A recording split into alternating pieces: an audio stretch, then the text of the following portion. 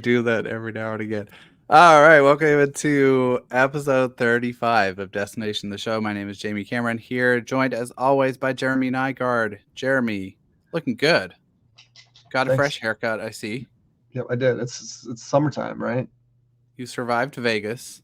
The I did. Timberwolves are dominating. Maybe we That's all I should do. make this a basketball podcast instead of the MLB Draft. What do you say? I mean, I'm in, um, but I feel like that just happened earlier this week. So um, we could talk basketball, but today we should talk draft. But first, how are you? Are you good? Are you healthy? Family's good? I'm great. It's beautiful outside. The Twins just locked up a win against the Mariners, guaranteeing a at worst 4-3 homestand against the Red Sox and Mariners. They're back in AL Central contention, and so compared to a couple of weeks ago, I feel like the baseball season is back on. It was looking a little gloomy there for a while, but I'm jazzed. So is this like 14 out of 15 at this point? Uh, Or Theo no, will correct they've us. I lost, want to say they've 14 lost out of two. 16. Yeah, Yeah, yeah. The last night I'm trying to just get rid of out of my that memory. was a rough one, but in the grand scheme of things, really not much to complain about. I'm jazzed. But you know what I'm excited for today, dude, is we are gonna fire up a mock draft. So let's quickly knock out the housekeeping stuff first before we get there. You can find us on social media places, YouTube at Destination the Show. Please consider giving us a sub. You can find us on Twitter at DTS_pod1. You can even send us an email, destinationtheshow@gmail.com, which some folks have actually chosen to do. And we have a couple of listener questions that we've been collecting over the past couple of weeks that we will try really hard to knock out today, because one of them in particular we actually have clarity on. So it was a good deal that we had a little bit of a delay with a brand new Twins prospect out of Cuba. So we'll talk about him. But before that, we are going to roll out a full mock draft.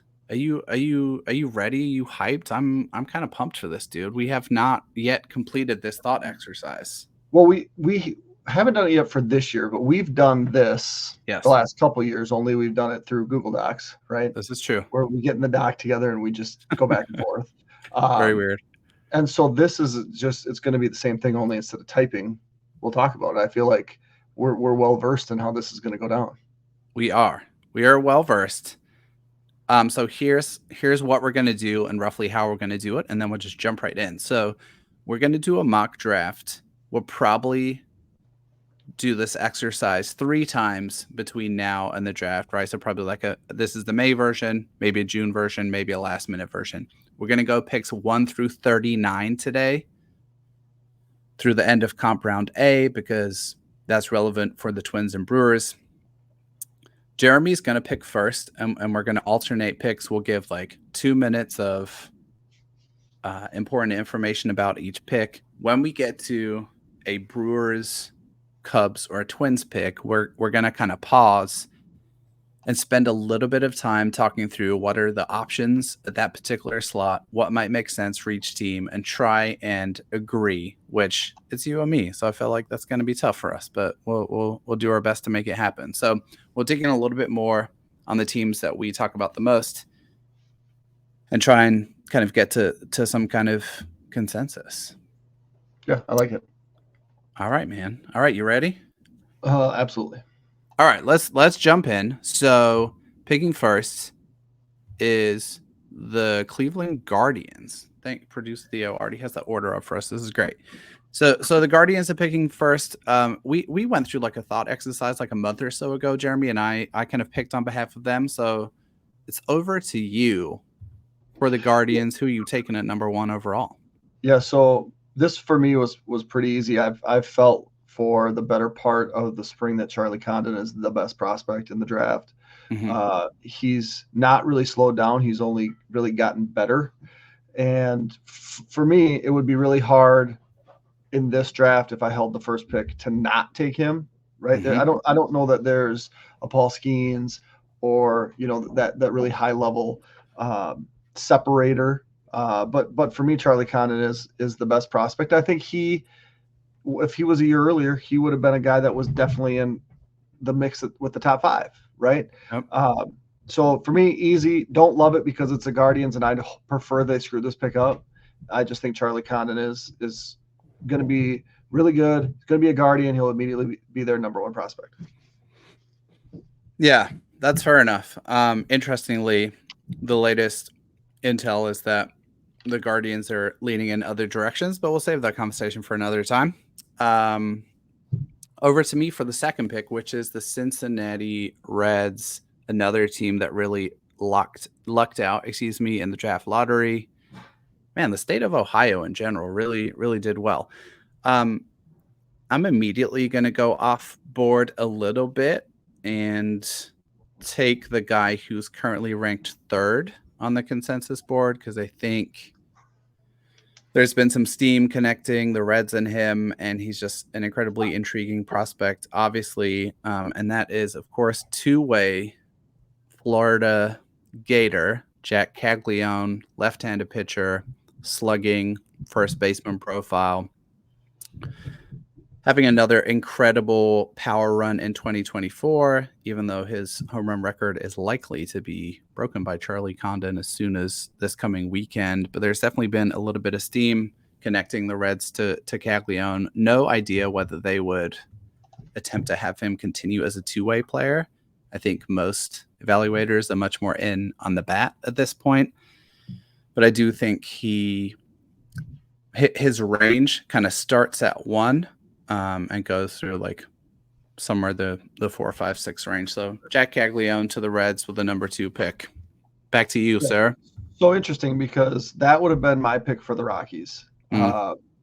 And I'm gonna do a couple things here. I'm gonna use my personal judgment because that's what we're doing, but also try to make connections for these teams, right? So the Rockies they don't have a great farm system, right? And Fair. the one thing that I'm always cognizant of with the Rockies is that they have a heck of a time getting anybody to willingly come to Colorado to pitch, right?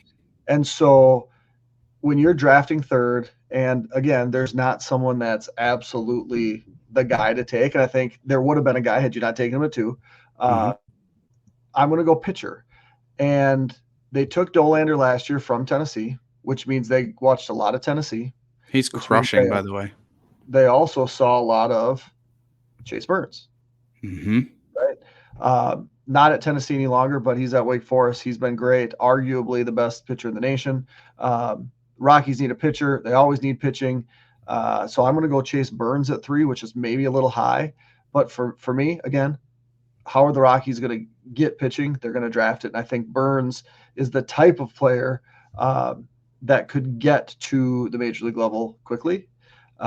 So it might be high, but for me, Chase Burns at 3 to the Rockies. I like that. I like that pick, and I like the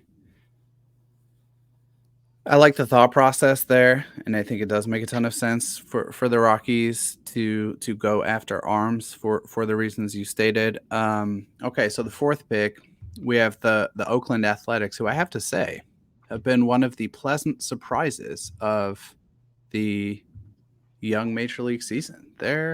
And did you see that Jacob Wilson was just promoted to AAA? I did not see that, so you're ahead of me. Jacob Wilson, who I famously did not love in the 2023 draft. Yep, me neither. So I was like, oh, okay, they're doing some things right wherever they are. They're doing something right. For sure. And he's definitely had a hot start. I think I'm going to go back to the board here and go with who I think is the best remaining player available, which is, I think, what they would do. And someone who has remained really consistently sat atop this board, which I think is really impressive. Outstanding season for Travis Bazzana, second baseman, infielder out of Oregon State. He's up to something like 25 home runs. He has really put in work this offseason on improving and increasing his bat speed. He's hitting the ball really hard. It's an elite hit tool.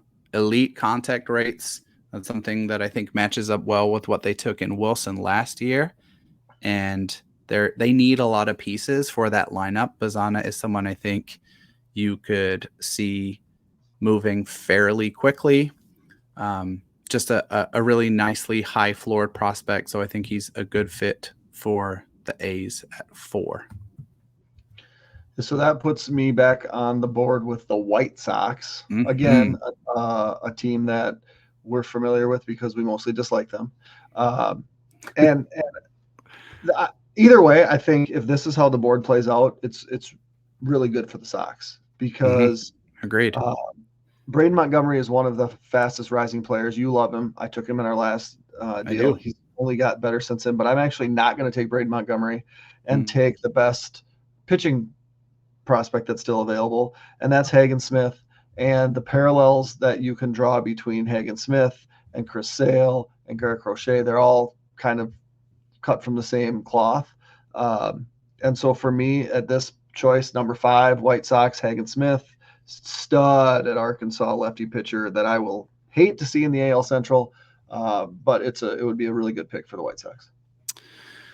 That is a good pick, and they also their second or third best prospect, Noah Schultz, is a prep lefty of a really similar ilk to Hagen Smith, and that is a nightmarish potential two-headed left-handed monster at the front of their rotation sooner than later. I think you and I are both still in lockstep that Hagen Smith is our starting pitcher 1 in this draft. So love that pick for the White Sox. I'm curious what you're going to do here because the Royals are a disaster, right? But they have really good options on the board. Will they take one of those options? The Royals farm system is a disaster. The Royals major league team is not a disaster. That's a conversation for another day. The Royals have a new scouting director calling the shots who has typically gone for upside. And so I would definitely think about Braden Montgomery here at 5, but I'm not going to take him. And I'm actually going to take the first prep off the board at 5. And we'll consider this a shoot for the stars pick here. And I'm going to go with Connor Griffin, prep shortstop out of Mississippi, 6'5", 210. About halfway through his prep season, he was up to 74 stolen bases. This is a superstar athlete type who, if he can put the hit tool together, could be the highest ceiling caliber type player in this entire class. And if not, he can be Bubba Starling all over again. Yep. Fair. So Connor Griffin, who's currently 9th, I want to say, on the most up-to-date consensus board, which puts you on the clock picking 7th for the St. Louis Cardinals. Which is easy. I mean, this is an easy pick for me. Braden Montgomery, I'd run that card to the podium. The fact that he potentially could last the 7th would be a fantastic win for the Cardinals. Looking at their system, not great. Chase Davis, your guy, is the second-ranked highest outfielder they have, 5th overall. So if you could stick Braden Montgomery in that system, that would be huge for them. So easy choice. Number 7, Cardinals, Braden Montgomery, stud out of Texas A&M. Love that pick. Love that pick a ton. And I'll add, there's no prospect outside of Charlie Condon who's done more for himself this season than Braden Montgomery. He was in the early teens range on boards coming into the season. He is now consensus number 4. That hasn't even been updated on our board yet, but he continues to move up. So that's a great pick and great value. Number 8, who I have, is the Angels. The Angels are interesting. They have tended to go for guys that can move incredibly quickly. And so I'm going to pick with that thought in mind. I think there are a couple of options I would be thinking about here, but I'm going to go for someone who has fallen due to lack of playing time and injury. And I think this is really solid value here.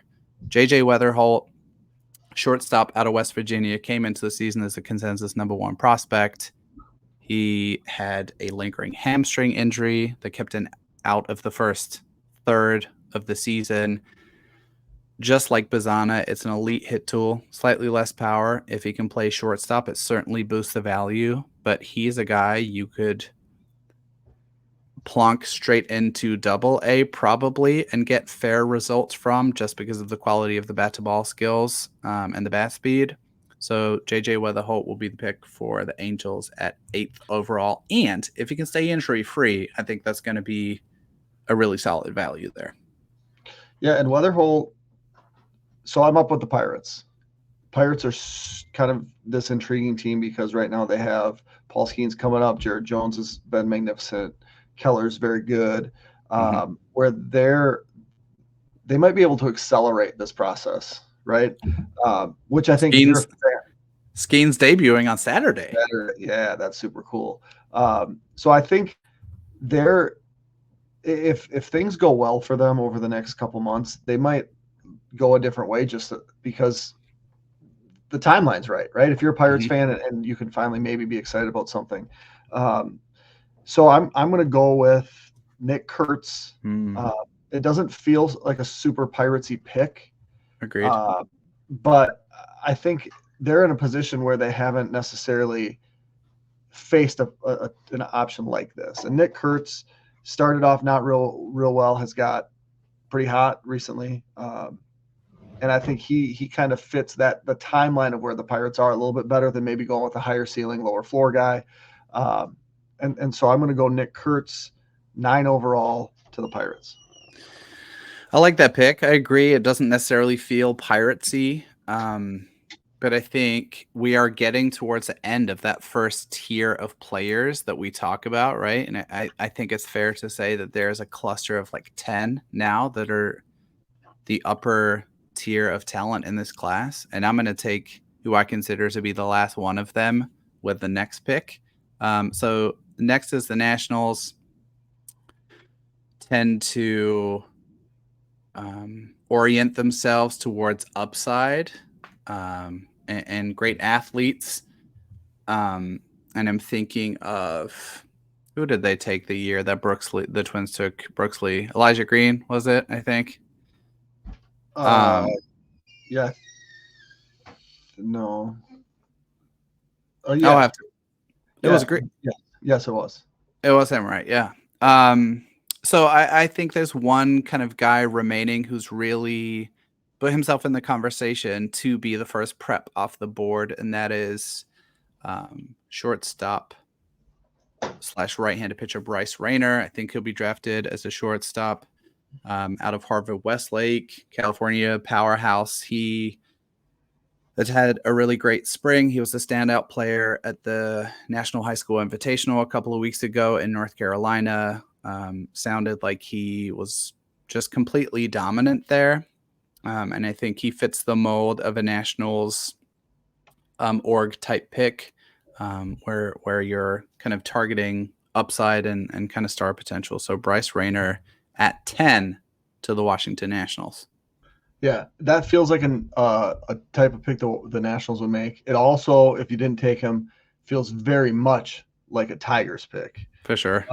Which puts me in a difficult spot at 11 because, like you mentioned, where the preps are the high ceiling guys, and now we kind of take a drop, right? Yes. And so, if we're gonna go high school high ceiling, we're gonna have to go pitching. And I'm going to pass on the college pitcher, and I'm going to go with a 17-year-old lefty from Arizona, Cam Caminiti. Maybe high for him, but I think at this point in the draft, you could maybe cut yourself a deal because that top tier has really worked itself down to not much. And you're probably going to have to go over where not necessarily over slot, but you're going to have to pay a premium for a high school pitcher. So I think they can probably kind of do that and also save some money because Caminiti is on your most recent ranked 15th. So that's kind of where I'm going there. And looking at their prospect list, a lot of high school drafted guys. So I'm going to try to stick to that demographic and go Caminiti, left-handed pitcher to the Tigers. I like that pick. I think that is the top of his range, probably. But you never know, right? The one thing we can expect is there's going to be surprises, and I totally get the logic. I think if I'm the Boston Red Sox picking at 12, I am thrilled with this outcome. Red Sox fans, at least, have been pining for pitching. And quick, funny aside, They have one of the best rotations in the majors this year, and their newly hired director of pitching is none other than a guy named Justin Willard, who they hired away from the Minnesota Twins, um, who held a similar role for the Twins. And funny side story, I tweeted about that last night after a big account was talking about how good the Red Sox rotation had been this year, and replied that um, the Red Sox have also hired Kyle Bodie, the founder of Oh, Driveline, to be an advisor to their front office. And Kyle Bodie replied and said, "Nope, Willard's more valuable than I am to the Red Sox and what the Red Sox are doing," which I thought was very funny. Um, all that to say, Red Sox fans have been pining for pitching, and I do think that there is a really strong arm on the board. It's a college arm here, which we'll take at 12, and that's East Carolina starting pitcher Trey Savage, 6'4", 225. Incredibly good season for what's been a top 15 collegiate program for most of this season. A really strong four-pitch mix. I think it's a high-floored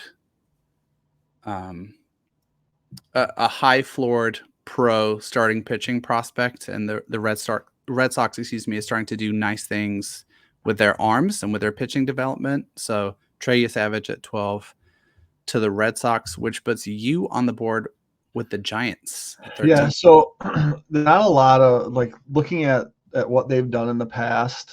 Um, I don't get like a super strong vibe. They've taken Reggie Crawford as a two-way guy who now they're just pitching, right? They've taken Carson Wisenhunt, Mm-hmm. who had been, I believe, suspended. They took That's right. Bryce Eldridge, who is kind of a two-way guy. The one kind of consistent thing that they've done here is taken big-bodied pitchers, Mm-hmm. and Brody Brecht seems to fit that mold a little Interesting. bit. He throws absolute gas. Him and Crawford as a right-left punch would be a heck of a lot of fun. So again, I think the board can go anywhere here, right? Because like you mentioned, there's 10 guys, and looking kind of deeper into your rankings, there's just kind of a cluster in this tier 2, Yeah. and Brody Brecht is definitely one of those guys. So I'm gonna go Brody Brecht here at 13 to the Giants, and they're gonna have quite a farm system of big arms. Yeah. That's really a fascinating pick. Joe Doyle brought him up as someone who might be on the board for the Twins at 21 last week when we had that great conversation with him. Brecht has really pitched well the past 3 or 4 turns through for Iowa. He's walked 3 or less in his past, I want to say 3 consecutive starts. And that's what scouts and evaluators are looking to see from him is the strike throwing. The stuff, as you said, is undeniable. I think that's a really fun pick. I agree, dude. I mean, this is just going to be chaos from here, I think. So now we've reached pick 14. So we're going to kind of push pause on just going back and forth because this is where the Cubs pick. So let's kind of outline a few options. And I do just to set some context, the Cubs don't got a lot of picks in the top 100. I want to say it's 3, right? And their slot here is something like five-ish million. I feel like there's a decent amount of pressure to get this pick right. Last year, they absolutely knocked it out the park with Matt Shaw as a fast-moving, really well-rounded college hitting prospect. There's Knocked it out not of the really park. anyone like him on the board. No, and they knocked it out of the park the year before when they took Cade Horton, way Mm-hmm. before anybody thought they should take Cade Horton, right? Yep. Um, and the other thing the Cubs have going for them is their farm system is really strong, That's so good. and so many guys that are, if not knocking on the door, approaching the door very quickly. Mm-hmm. So I feel like this is an opportunity, and you'll be able to do this better than I am just because of your familiarity with this class at this point. They take the highest upside guy, right? if you're going to do that, which I think is fair, I think you're going to be looking at Seaver King, right? Seaver King is currently 12th on the board. Incredibly good athlete, kind of superstar tools and potential, very raw, a ton of raw power. Um, Not a very disciplined hitter yet. Chases a lot, super aggressive, needs to rein in the swing decisions a little bit. And like a really interesting story, someone who transferred to Wake from Wingate, which is a D2 school. If you're looking at upside from what's left on the board and you're going college, Seaver King, I think, is the guy remaining that has kind of superstar potential. Otherwise, you're dipping into the prep ranks for someone you feel incredibly convicted about here. But I don't know, just looking at the board and the names that we have kind of stacked out here. There's William Schmidt, prep right-handed pitcher, probably the best prep righty on the board. You've got Slade Caldwell, who we love on this show, but he sits a little lower on the board. I don't know that there's a name from the prep ranks that jumps out at me. So I think Seaver King or maybe Cam Smith at 14 would be names I would be looking at. I'm curious for your thoughts on either of those guys. Yeah, I mean, Seaver King makes sense as a Cubs draft pick. He would kind of fit in that next wave where they have dudes, because I mean Shaw's going to enter this conversation in a hurry. Trianos is going to enter this conversation in a hurry, and then you'd put Rojas and King kind of right there after that. So, yeah, I mean if that's where you're going, I think that's a fair place to go at this point. Okay, Seaver King it is. Seaver King to the Cubs at 14. As you mentioned, the system is incredibly strong. You can be incredibly patient with him. If he puts it all together, and that's a big if, I think there's a monster profile in there that's a really, really formidable big league hitter, which puts you up with the Mariners. So the Mariners, as much as anybody, you could count on them to take a high school hitter at this point. They've done it 3 straight years. Even with their non-first round picks, have been taking high school hitters. You mentioned Slade Caldwell. I don't know that he necessarily fits the whole thing that the Mariners are looking for, but at this point, he's solidly the best prep hitter on the consensus board. They don't have another pick anytime soon. They don't have any extra picks, so they, going under slot, they could save money for maybe some shenanigans later. Shenanigans. But at this point, Slade Caldwell to the Mariners at 15 makes too much sense for me. I like that pick. Something I'll add about Caldwell, which I appreciate when doing the board, is he's been in the exact same spot since the beginning of the draft process. He's not a pop-up guy. He's been there the entire time. And for a guy who's like 5'8", smaller framed dude, to get that consistent level of evaluations, I think says a lot about what he looks like on the field. So that puts us up with the Miami Marlins at 16. Dude, the Marlins are... I feel really bad for them, honestly. I mean, they traded away Luis Arraez last week. They got back Dylan Head, who was a top 30 prospect in last year's draft class, but a dude who was like very much on the raw side, right? Like great speed, incredible athlete. He's just getting started in pro ball. They just don't have a lot to look forward to, man. The future. Oh, okay. So the future. What do the Marlins do well? I think it's fair to say that they have shown a proclivity and a propensity to draft and develop prep pitching extremely well. Last year in the first round and their comp pick, they took the double whammy of Noble Meyer and Thomas White.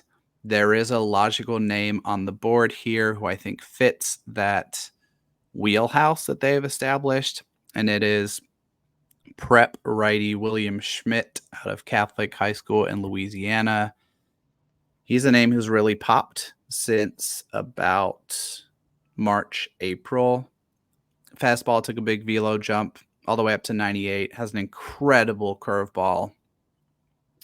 And he is currently the highest ranked right-handed prep pitcher on the board, although there are some names starting to push him a little bit.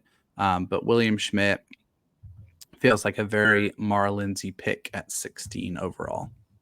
Yeah, 100%. That's You what knew I was going to do that, huh? Yep. As soon as you start talking about what the Marlins have done and done well, it's identify and draft high school pitchers. That puts the Brewers on the clock at 17. Mm-hmm. We've both been big fans of how the Brewers have drafted over the last couple of years. To me, looking at the board, there's some choices, right? There's some definite options for them. They Mm-hmm. went Brock Wilken third base last year, and then they proceeded to draft third baseman type for the rest of the draft. Guys that can hit though. So the obvious top option for me is your guy, Cam Smith from Florida State, who is a third baseman. Who's a third baseman, but fits kind of the profile that the Brewers look at. Mm-hmm. Vance Honeycutt, not so much a hitter. I don't see him going to the Brewers. I see teams that he would fit really well at in the next half dozen picks. Mm-hmm. But to me, it's like they're not going to go the high school demographic at this point. They're going to find those schoolers later, right? Mm-hmm. There's not the college pitching that is exciting at this point. So give me a reason to not go Cam Smith. It's really challenging, honestly, because I think there are a couple of hitters who you could stack up against Cam Smith, kind of hitting skill, performance swing wise, but third base is the best kind of defensive value accruing position left on the board. And like I was laughing while you were talking through that because I was like, well, the thing that makes the most sense is for them to take another third baseman. Cam Smith has really put it together. He has pedigree from the when did we do the first consensus board? Year before last, 2021 draft. He's just had a monster season. I can't argue you out of Cam Smith. And if I was a Brewers fan, I'd be psyched to get him at 17. He's currently the 13th ranked player on the board, and he has really, really solid rankings across the board. Like he is just living in the 13 to 21 range across like 10 or 11 boards. So I think it's a great pick. Yeah, that's what we'll do then. So that puts you up with 18 and the Tampa Bay Rays. Okay, I'm gonna make a not a bold call here, but I'm gonna take a guy for the Rays who I actually think could surprise us a little bit and go quite a bit earlier. I'm gonna say like as high as like 11. And this is actually a teammate of Cam Smith's who's had just a monster season. Doesn't have a strong defensive home. He's a little bit of a corner first base type of tweener, but I think you can live with the mediocre outfield defense because the bat is irresistible. And that's James Tibbs the third out of Florida State. If you want to look up a prospect who wasn't getting their flowers enough in this draft, just look up James Tibbs's numbers from Florida State for this 2024 season. They are absolutely outrageous. Last year, the Rays took Braden Taylor, a pretty polished hitter, third base type out of TCU. James Tibbs doesn't have the same defensive value, but I've seen him linked to teams as high as 10, 11 on the board. And I know he has a lot of fans in major league organizations. So he's going to be the pick for the Rays at 18. So the Mets here to Kevin Parada in 2022, who was the highest rated catcher, hasn't been great. He's their 9th rated prospect right now. Then last year took Jet Williams a prep, and then took Colin Houck a prep. Looking at the list, not a lot of preps that really jump out as guys that could go in this range. They do pick again at 46, which is earlier in the second round. I think they were a Mhm. team that had their pick drop 10. Is that right? Yep. Had their drop 10. Yep. For Uh, luxury tax. Yep.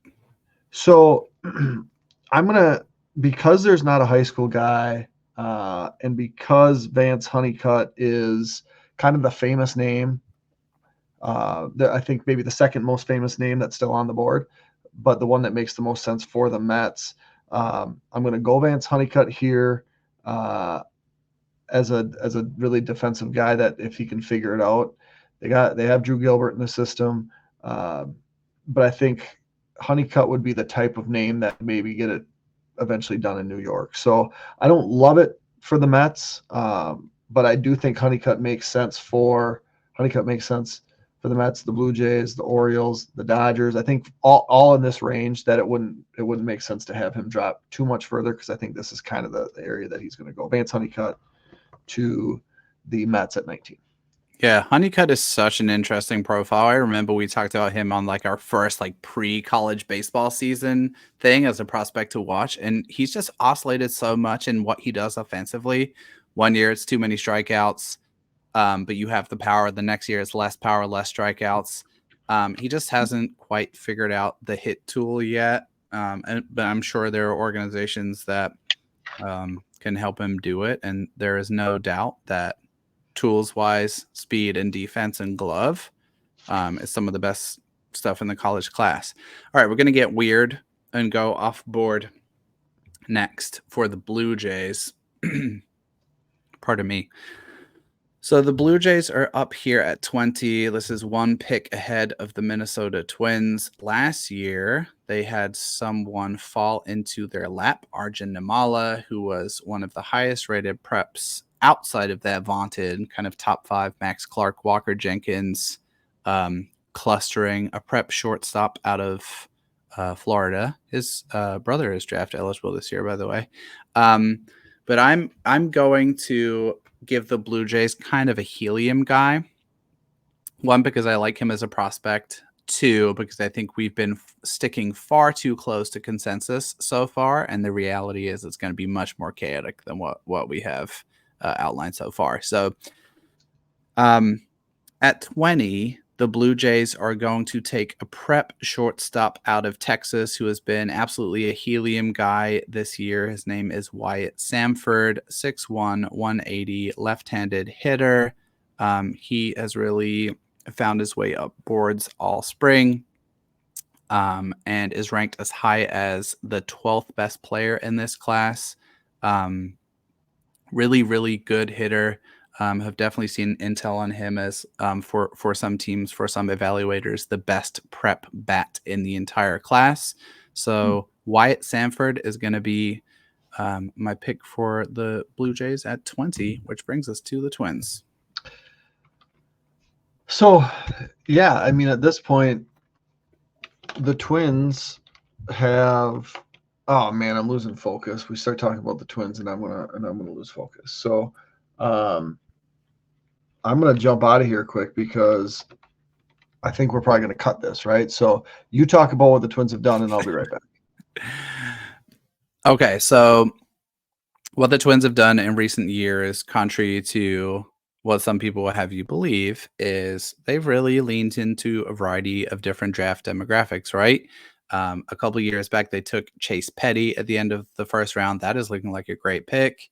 Prep right-handed pitcher out of New Jersey that throws incredibly hard. He is kind of a borderline top 100 prospect now in the red system. They obviously took Brooks Lee, high floored college bat, when he fell in their lap in 2022.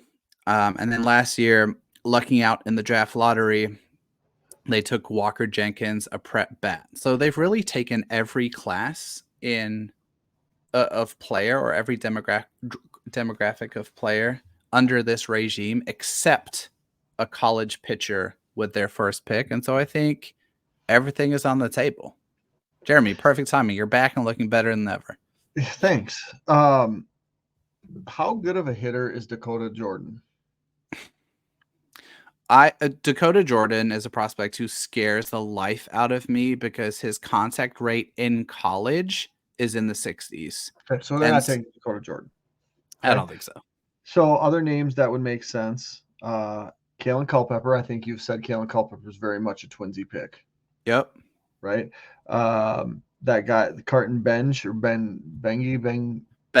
Carson Bench. He's got some contact rate issues though as well, right? No, his contact rate is really, really solid. Like he's a Okay. decent blend of contact rate and good exit velocities. So Bench makes sense. Culpepper makes sense. Then you have the all the catchers, Yep. right? So does the success that Ryan Jeffers has been having, does that make it less likely to add a catcher to the? I mean, you're not thinking about the major league team, For sure. right? But at the same time, it's like we took Ryan Jeffers in the second round. Everybody was like, "Who the heck is this guy?" Yeah. Maybe they look for something different with the catcher because there are one, two, three, really four good college catchers available. Yeah. With the Twins drafting 12 picks from now again. Yeah. So Right? I have a theory about this that I'm Okay. going to put out there real quick. And my theory is that the Twins feel about catchers like they feel about college pitching, which Okay. is that they can draft them a little bit later, not necessarily with their first pick, Jeffers being the exception. If you go back a couple of drafts ago, they took a ton of catchers, Nate Baez, Yep. 2 or 3 Andy guys that are like, Cassetti. Yep. yep, they took a bunch of guys in like the somewhere in the round like 3 to like 9 range. And so that's my theory. And I guess what I'm saying is if it were me, I would lean away from taking a catcher here, unless you're taking Walker Yannick, who I think is the best college catcher in the class. That's just my opinion. But I think the Twins think there might be a catcher that they like on the board later. Either at 33 or they feel like that's something they can check off their list later in the draft. I think you can make a really compelling case for them drafting from that kind of cluster of guys who are really solid here, but I'm curious for your thoughts. I don't think they would. I think they're going to take at this point the best college hitter that's available to them. And what do they value? Contact and exit velo. Yeah. So which is it? It'd be Bench. It would be Bench and not Culpepper? I think so. Bench has a solidly better contact percentage this year in college baseball than Culpepper does. I think Bench is a guy they would definitely be interesting. He was originally a two-way guy. Chase rate is low; it's under 20%. Contact percentage is over 80%. He had a high ground ball rate last season that put a dent in his numbers, but he's fixed that. He's starting to pull the ball in the air more. Corner profile, but like it's like a solid to good corner profile, right? He was a two-way guy, so there's a plus arm, so he could handle right field. It's not like a fringy left field guy. I think Benj checks a lot of boxes at 21, and if it was me picking today between those two, I'd take Benj over Culpepper. Okay. Well, then it's got to be Bench. Okay. Easy enough. All right. So settled for 21. Now 22. Baltimore Orioles, who just seem to have all the young studs. So who are they going to add to the stable? Wait, is this me picking or is this you picking? Yeah, it's an even number, so it's you. Oh, my bad. Let's see. I mean, they're spoiled for choice, aren't they? The Orioles. They've leaned into both prep position players and college position players in recent seasons here. I'm gonna go. I'm gonna go slightly off board here and start the catcher run. Okay. One of the loudest collegiate seasons, a guy that you can ding slightly maybe for a level of competition, but out of the catching group, the best combination of contact and bat speed and power is Walker Yannick. I think he's going to be a first round pick when it's all said and done. He's, I think, 34th or somewhere around there on the board right now. But I'm going to take him for the Orioles at 22. Okay, that puts the Dodgers on the clock, 23. The Dodgers are tough because So tough. they trade a lot of dudes. Um, they don't necessarily seem to take the obvious picks, right? But then they develop so well. Mm-hmm. Um, they just traded for Jackson Ferris, who I was a big fan of. Uh, I don't know that they really have a demographic that they lean on, but Athlete. yeah. So I'm going to go with Caleb Bonnemer from Michigan prep shortstop, third Mm-hmm. baseman type, just because that feels Dodgery. Um, I don't know. I mean, I could also see them being the first team to take someone that's not in the top 50 on your board. Um, but Bonnemer's just, to me, that was the name that stuck out. It's like, yep, that's what something the Dodgers would do. So Dodgers at 23, Caleb Bonnemer, which puts the Atlanta Braves on the clock for you. Atlanta Braves.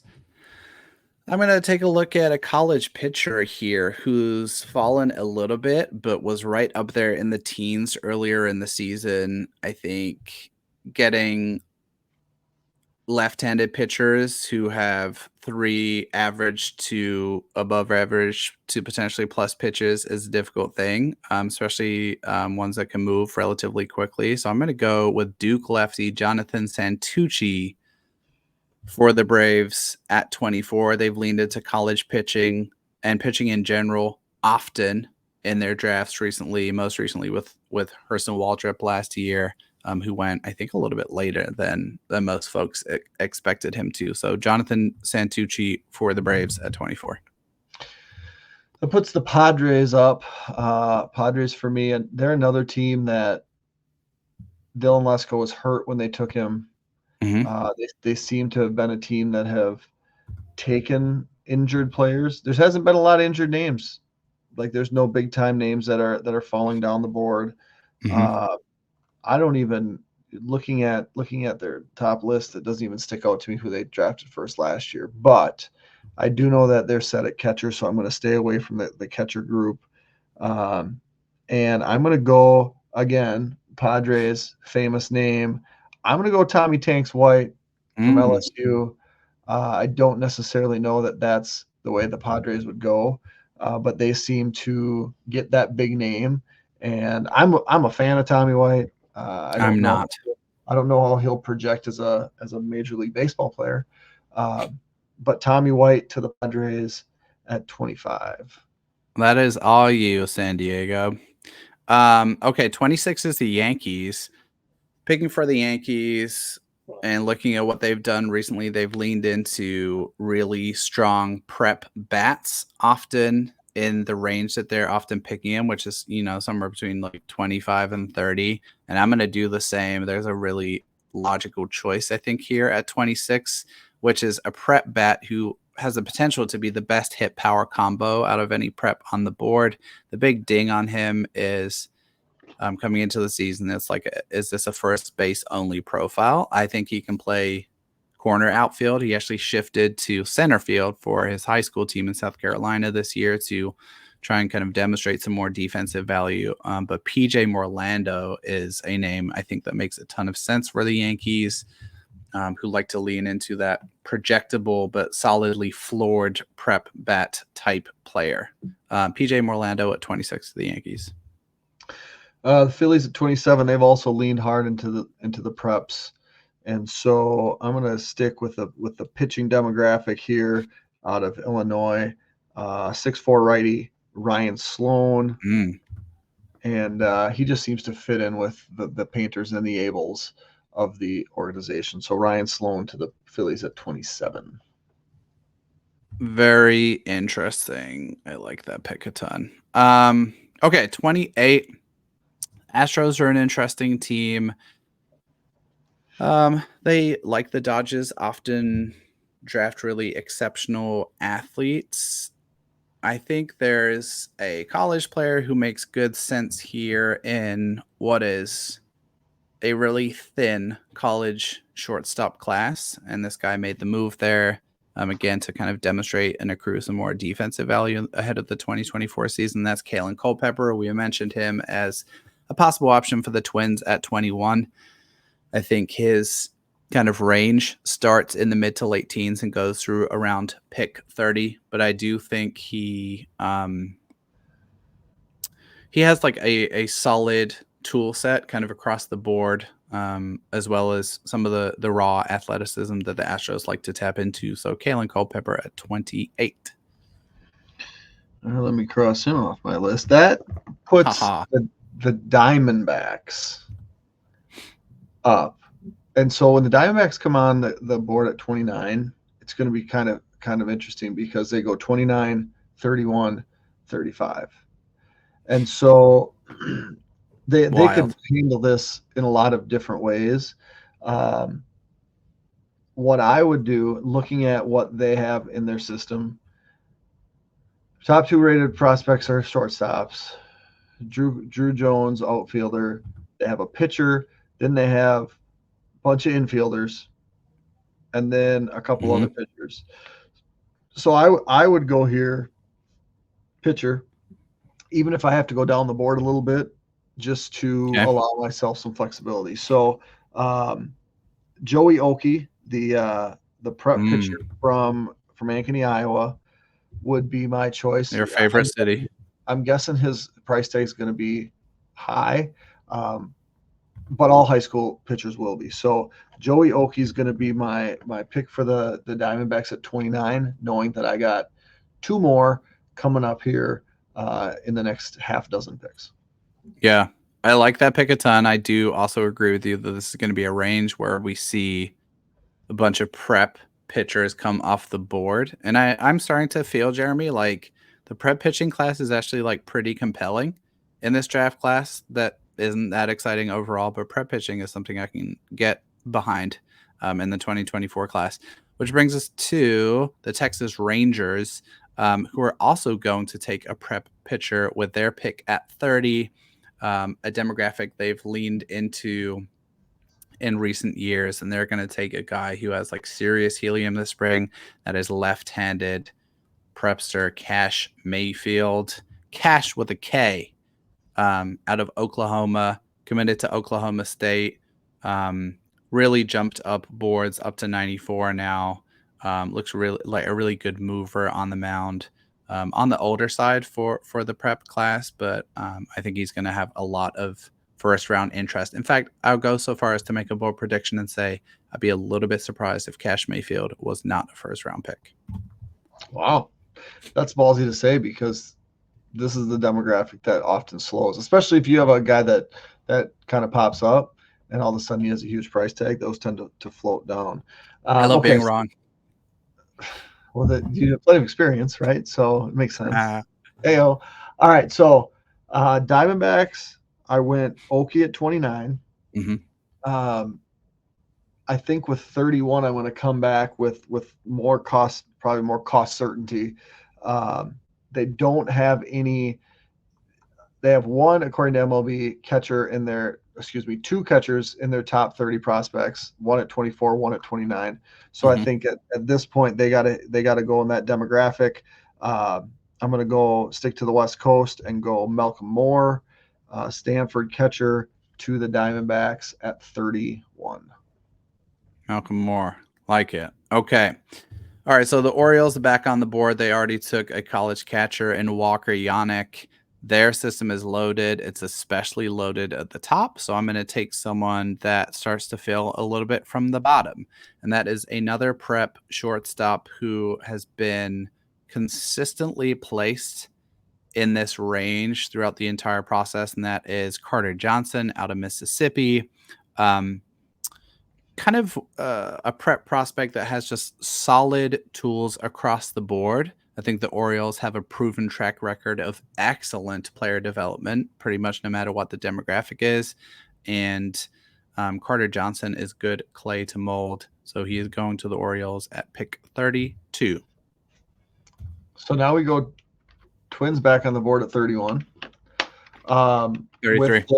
With their bonus. Oh, yeah, 33. With their bonus pick last year, they went hard throwing prep pitcher Charlie Soto. Who's doing nicely. Is there a hard throwing prep pitcher available right now? There are so many.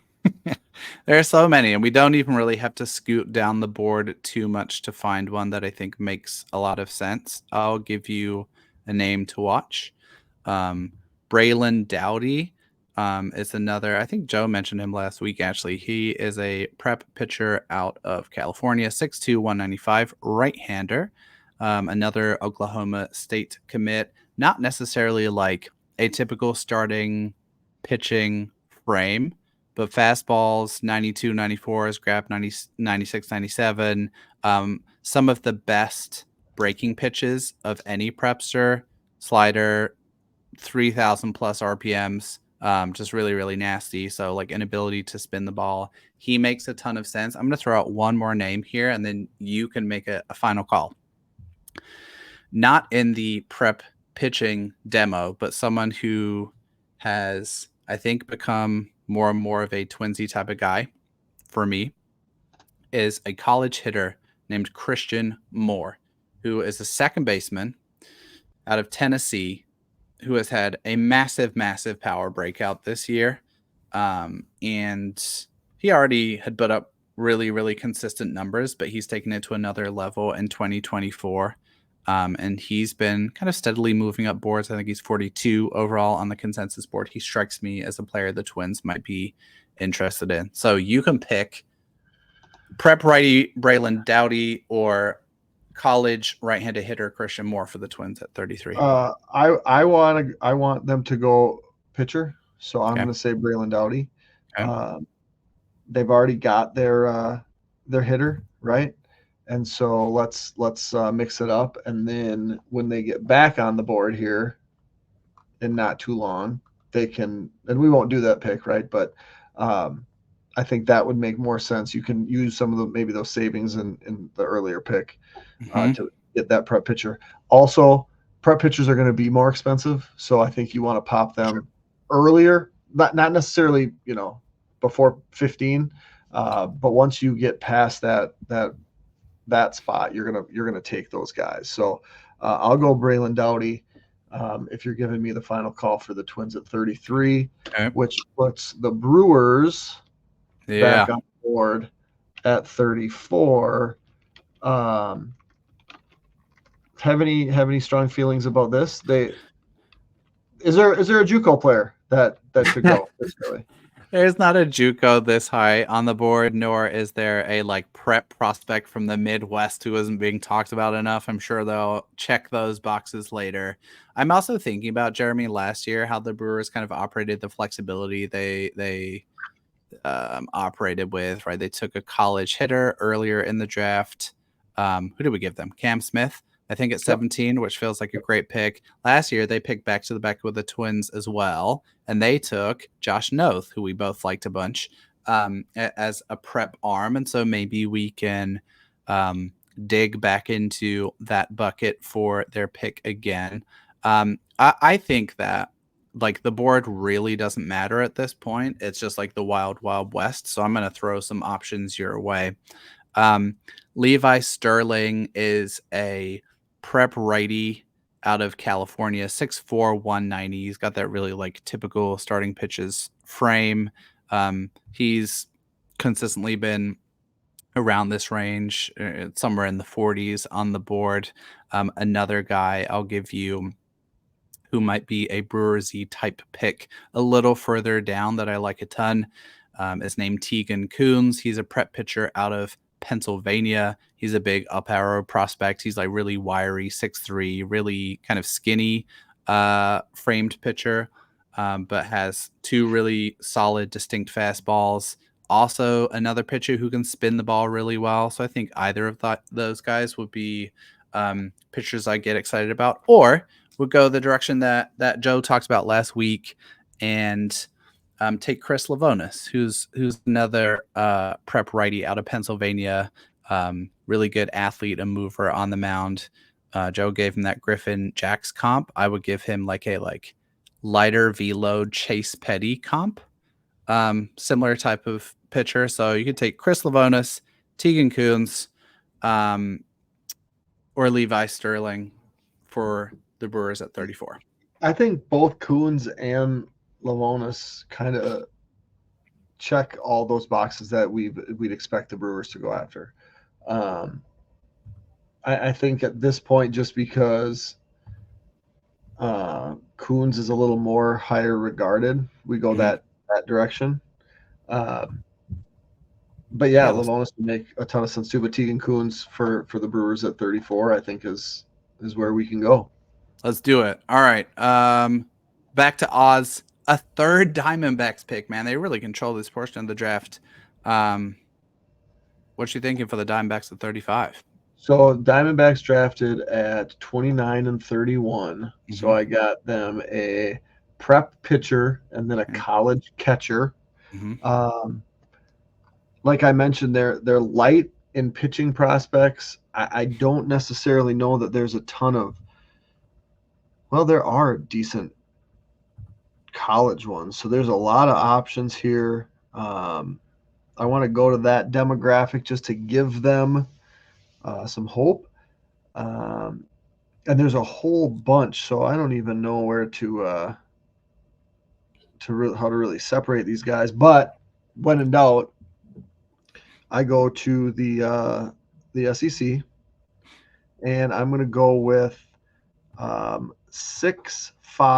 255-pound, big-bodied Alabama starter Ben Hess. He's Mm-hmm. currently ranked 39th on the consensus board, so that gives them a prep pitcher in Joey Yoki, who was ranked. Come on, I've crossed all these names off. 7, a catcher who was ranked 24, and now a pitcher that was ranked 39. So I think a pretty solid haul for the Arizona Diamondbacks. Ben Hess at 35. That puts you on the board with the Guardians at 36, who kicked off the draft by taking the best prospect in Charlie Condon. So the Guardians really own the draft in terms of bonus pool. They have like 18 million bonus pools to spend, which is ridiculous. And so I think that they will have the opportunity to float any prep that they want further down the board, almost like a Cooper Pratt scenario where they could be picking highly regarded preps in the third, fourth, fifth round. And so I just want to put that out there before I make my pick, because my pick is going to be a college hitter. I'm just saying that I'm not ignoring that strategy, but there's a Guardiansy college hitter on the board who I want to Okay. take for them. He's had a Okay. really poor season. I think it's fair to say he was potentially a top 10, 11, 12 guy before the season started, a cold weather college bat, and that's Mike Sirota out of Northeastern. He's really struggled, but he's done it, so he can do it again. Just like really solid tools across the board, kind of average to above average hit and power, I think is a profile the Guardians will like. So I'm taking Mike Sirota for the Guardians at 36. Okay, that puts the Pirates on the board at 37. The Pirates, I took Nick Kurtz for earlier as a closer to the majors type hitter.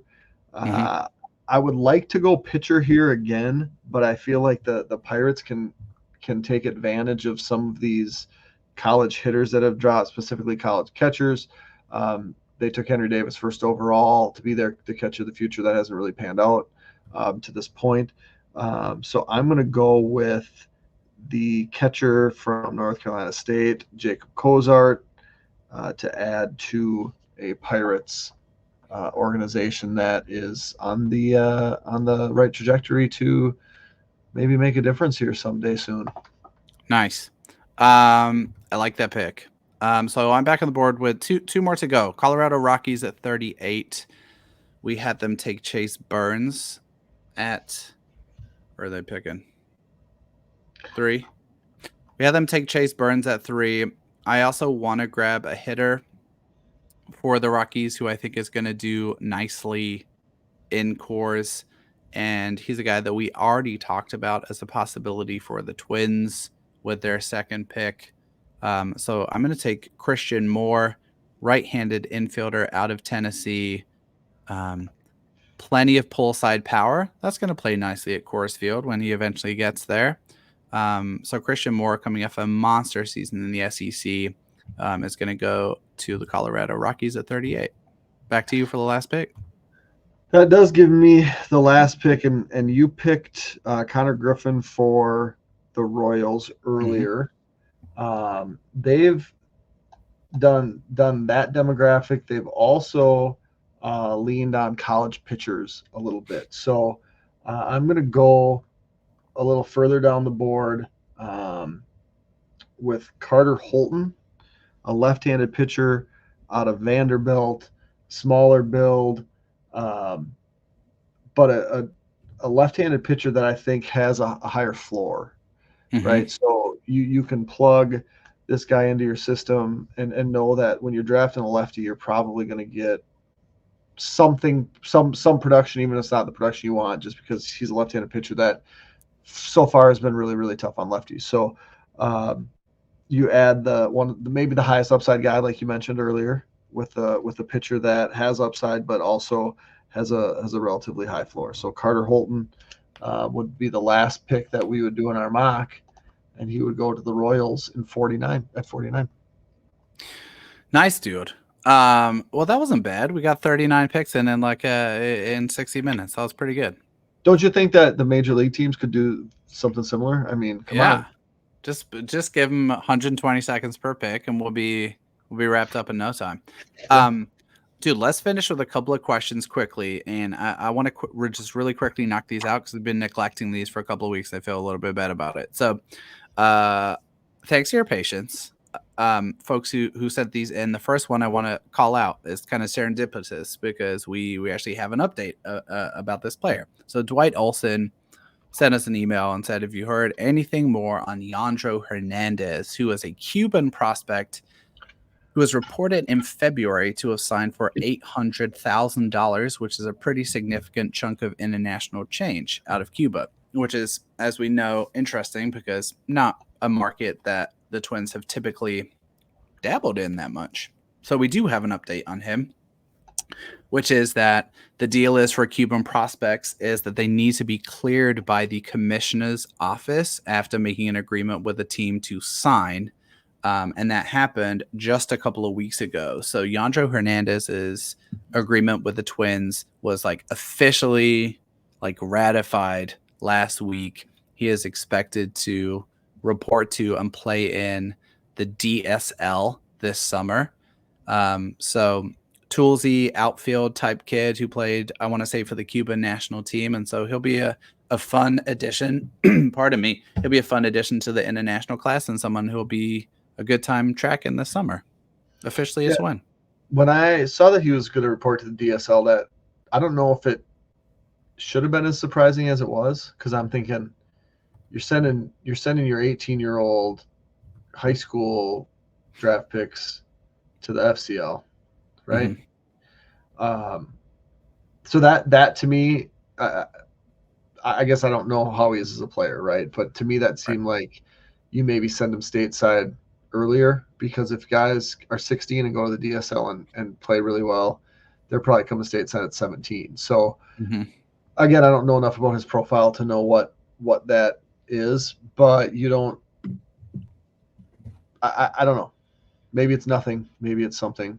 $800,000 on a Cuban is not a ton to spend, right? Because we've seen Mm-hmm. them sign for just a ridiculous amount of money. So, yeah, finally got the clearance, and now he's in the Twins organization. I think the last Cuban they signed was. Do you want to take a guess on this one? I don't have one. Yenier Cano. Oh, no way. Mm-hmm. Great signing. He was same class, my friend, as the person I'm going to ask you about next. 2019 class, I want to say, which was also Manuel Rodriguez's class. And Josiah Waldner asked Jeremy. He didn't say this, but I think this is a question that you need to answer. When is the earliest Erod could be called up to Triple A? He missed some time with an injury. He still has an OPS north of 1,000 at Wichita, although he has cooled off since returning from injury like 4 or 5 days ago. What are your thoughts on his path for the remainder of 2024? So the earliest he could be called up versus when I think that he will be called up would be Mm-hmm. different, right? I think um, when you start the year at Double A, what what the organization, and I never had even thought of this until one of the players actually told me that it's about beating the league. Mm-hmm. And you can't beat the league in a week. You can't beat the league in 2 weeks. They really want you to have success against teams the second time through, which is different Mm-hmm. now because we play all these 6 and 7 game series. But I think that the timeline really puts you to Memorial Day ish, right? If you can sustain your success for the first 2 months of the season, you put yourself in a position to be called up. Now that's the earliest. Um, the month of June is, I think, realistic from the perspective of it's just extra time to have that opportunity to beat the league. I want to say when everyone was clamoring for Buxton to be promoted, for Barrios to be promoted back in the day, it happened in, I think Buxton was mid-June, Barrios was early June. So I think that's kind of your timeline. And then the next kind of domino is when you start signing your draft picks, and you got to make room. So you're promoting guys, and ultimately the guys that aren't in your plans at AAA get moved for the prospects that come from AA to AAA. So you kind of have from the Memorial Day is kind of a soft promotion time through the month of June. Guys aren't signing in July right at the draft. You kind of have those couple of weeks. And so really it could be any time, right? That's what I'm saying is it could happen at literally any time, but Memorial Day is kind of the earliest. If he's continuing to do what he's doing right now, he will get promoted to AAA in June, right? There's no reason not to be. If he starts to cool off, then there is. And so I also think, and you're not of this opinion, he could be called up to the Twins, right? In the case of emergency, he could be that guy. And we've seen Larnick perform a little bit, Wallner not perform, right? Buck's injured. Martin's done okay. Like Martin is punched above his weight here while he's been up. But you're going to look for alternatives if guys aren't getting it done. And Erod is in that equation because he's on the 40 man, right? And if he's getting it done at AA, there's no reason to slow that down. And if he's hitting the ball, you take advantage of that while it's happening and expose it. And we've talked about Jorge Polanco getting the call up from high A, and it didn't ruin his development. So I think the progression is probably Erod gets a half season at AA. He gets called up then to AAA, and he hits there until there's a need or until he's beat that league. I don't expect him to be a regular for the Twins, but I do think that he could get a call to serve a purpose for a week or 2 weeks, because I do get the sense from him too that he's not going to be wowed by bright lights. Agreed. And so, there's a lot of different feelings that you or I may have or not have about him as a baseball prospect, but any day could be the day, because you never know. And with Royce Lewis being dinged up, like you look at Royce Lewis, Carlos Correa, Byron Buxton, Brooks Lee, all of the guys that have gotten hurt, and you wouldn't have guessed that the Twins would be 4 or 5 games above 500 at this point, right? You have so much not saying it. I love that you've just no, I just wanted to let you talk yourself into Erod being up in the majors in a couple of weeks. It was great.